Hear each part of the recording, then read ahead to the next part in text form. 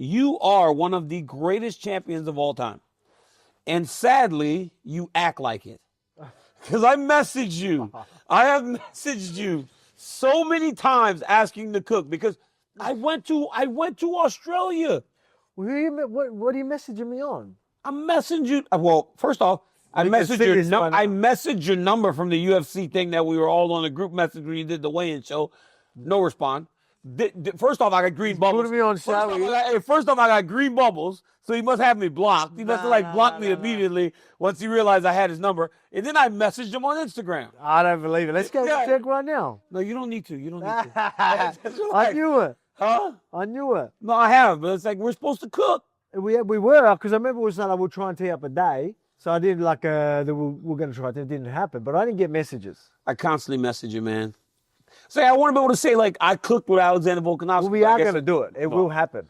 Well, if it didn't happen in Australia, bro, I'm starting to lose faith very quick. I'm like, it's like literally believing in Santa Claus and then your mom and dad never getting you shit. It's like what you do to me. I'm not. I'm telling you, we'll make it happen. We'll make it happen. All right, man. Guys. I'll do it even fight week. I've been cooking for everyone at the house and everything anyway. I'm holding them to this. That's what type of guy I am, you know. Even while I'm cut plate, I'll still cook your feed. Alexander the Great Volkanovski checking in with me again, as always, on Fight Week. How's it feel, man? Back here, just honestly, it's a comfortable position, right? So few get to live in this place that you have lived in so long, that I was fortunate enough to live in, where every fight is a title fight. Every fight matters. Mm-hmm. How good does it feel to be back in this environment? Because it really does wake you up, doesn't it? Yeah, it definitely. I mean, it's the biggest break I've had, right? Mm-hmm. But for some reason, it just doesn't feel like that long. I don't know what it is. Maybe because I've done, some of the fight weeks, as a guest. I don't know what it is. It just doesn't feel like it was that long ago. So it's like, it's cool. It feels great. I feel good. I'm like ready like every other time. So it's weird. So as you said, maybe it is because of so many title fights and I've been in this position so many times that I'm just, comfortable with it. In this time away, did you take note of the career at all? I know you're taking time to spend with the family. You're working on your skills and your abilities. But did you ever take note and go, man, I know I was good, but this shit has been better than I could have even imagined. I mean, you're fighting in your 10th straight title fight. Like, not many people get to do that. Yeah, you're right. To be honest, through the break, I didn't really think of any of that too much. Really? I was able to just I guess, just focus what's in front of me, like family, friends, and myself. And then, but thinking ahead, right? I guess I was just looking at what I can still add to that. Yeah. That's sort of what I'm more focused on. Like, it's weird. Like, I will appreciate it. Like, I know I will, especially from that time, that break off, like I was able to grow so much and really appreciate everything.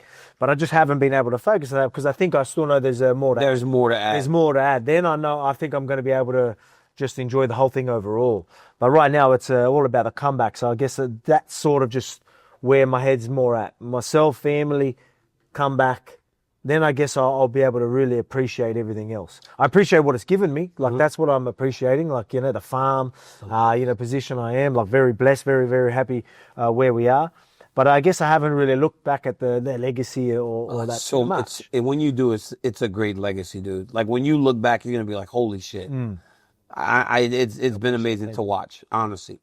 So you pulled the curtain back for us a while back. And when you pulled the curtain back talking about, I need to be doing this, it made everybody start talking about all these things about how a great champion can truly open up himself, let you guys inside to know that, man, this is me. And without this, at times I struggle.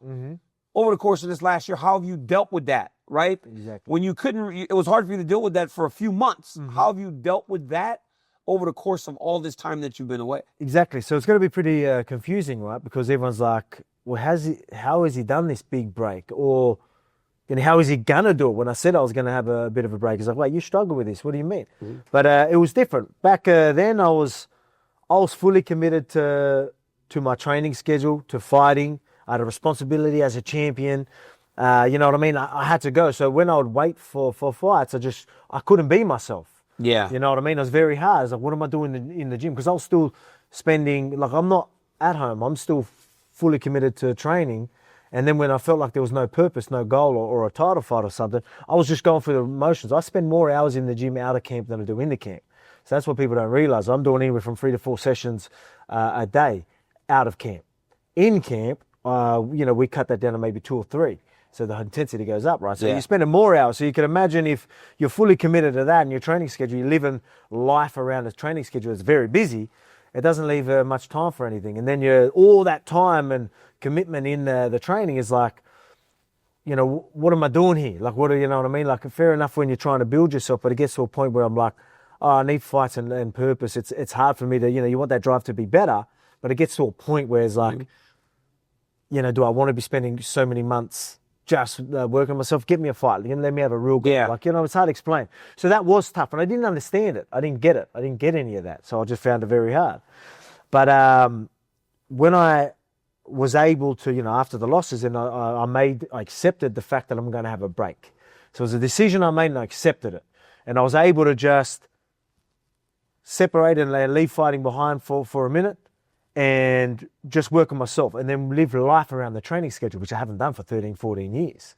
Yeah. And I was able to grow so much, and I loved it. Absolutely. You know, a lot of people, you know, if I was explaining and they didn't hear what I just sort of said before this, they'd be like, wait, you struggle not fighting, you know? But it was great. I started getting to a point where I was like, am I going to want to get back to training? Yeah. Then I'd have to have them little battles. No, relax, man. Just enjoy it.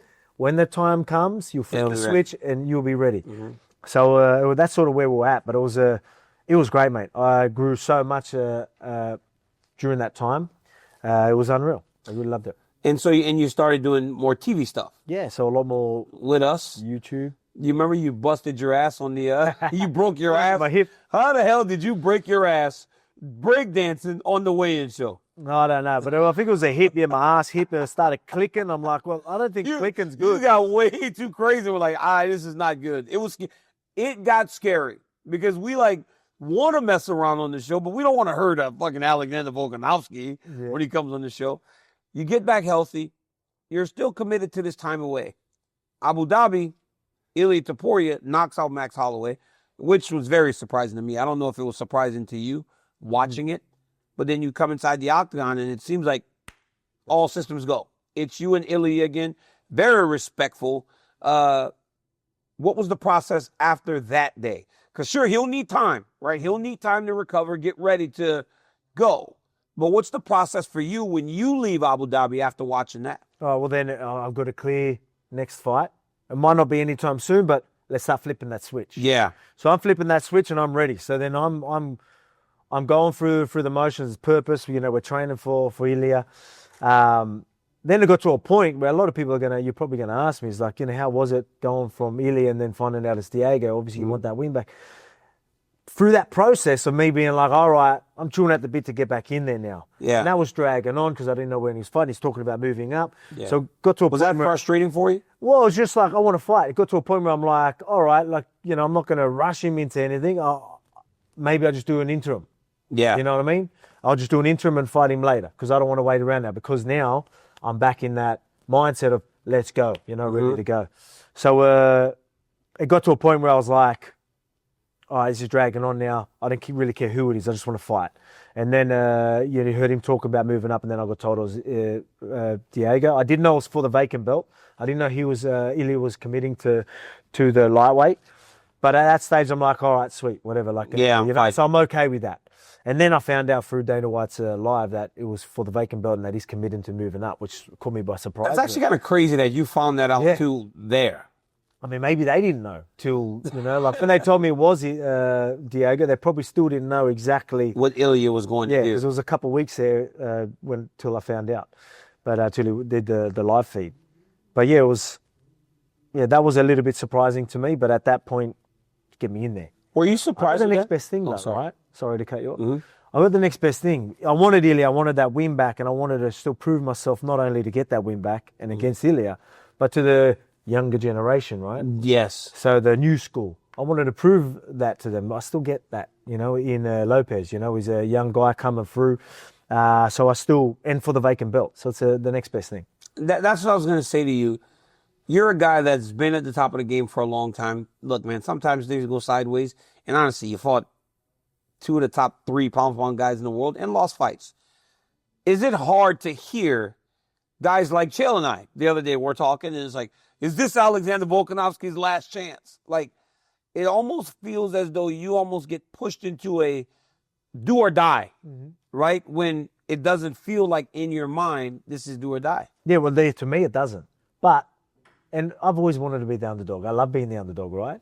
And I've always found ways to, even if I was favourite, look at ways of being underdog and still try and, be a little bit, chip on your shoulders. Like, oh, this guy's saying this, because I wanted to use that as fuel, right? Mm-hmm. With this one, I don't need to. Like, everyone has every right to think that I'm done. Like, they're going to think that. I'm coming off 2 losses, big break, 36 years old. Oh, yeah, no, he's done and dusted. I'm like, I'm fine with everyone thinking that, because I get to prove my point this weekend. I get to prove it to myself, and I get to prove it to the world. Like, I still know I'm that guy, right? And I'm going to prove it this weekend, but it's weird. I don't have a chip on my shoulder now, because I expect people to think that. And if they're not, all right, fair enough. But, and there are people that don't think that, but there are going to be a lot of people that do, and I'm okay with that. Talk to me about Diego Lopez, though. 2 years. Fights Evloev, short notice. Fights competitive, but gets beat. Goes on his win streak now. I mean, fought 145, 55, and 65 all in one weekend against Dan Ige, but the fight was competitive. Call it what it is. Then he beats on Brian Ortega, and he beat Brian Ortega pretty good. Mm-hmm. What do you make of Diego Lopez? And when you watch him as a smart guy that's seen it all, that's been in there with the best, where does he stack up to some of the guys that you've been in the octagon with? Yeah, but just dangerous, right? Like, and I always talk about this, and I've brought it up a few times, that, I find it hard for people to, beat me 25 minutes, right? Like, is someone going to go there and out-strategize me for 20 minutes? I think that's going to be pretty hard. You get better as it goes along. Yeah, and just I think everyone's best bet is catching me, right? And I don't mean that's only a lucky shot. Like, obviously people can set it up and, do things like that. But I feel like that's the only way I see myself losing.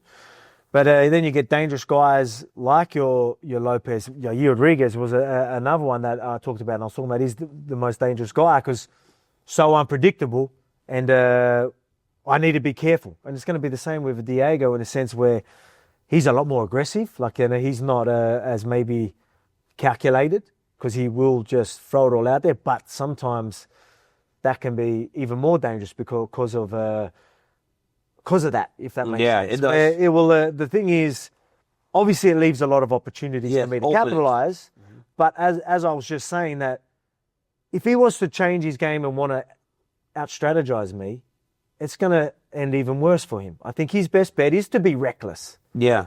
Is to go out there and, adjust fire and just try and find the shot. Can I capitalize on that and hurt him? Yeah, 100%. But I think that's his best bet, and that's what's going to happen. He's going to come to me like that 100%. If he doesn't, that's even worse for him. So I'm expecting him to come down to business. If not, that'll be even easier. And he's the same on the sort of ground, where he's probably more calculated on the ground than he is on the feet, but very dangerous and very aggressive as well with his submissions. Absolutely. And young, but not only young in the UFC, having only 2 years of experience. Think about this, Volk.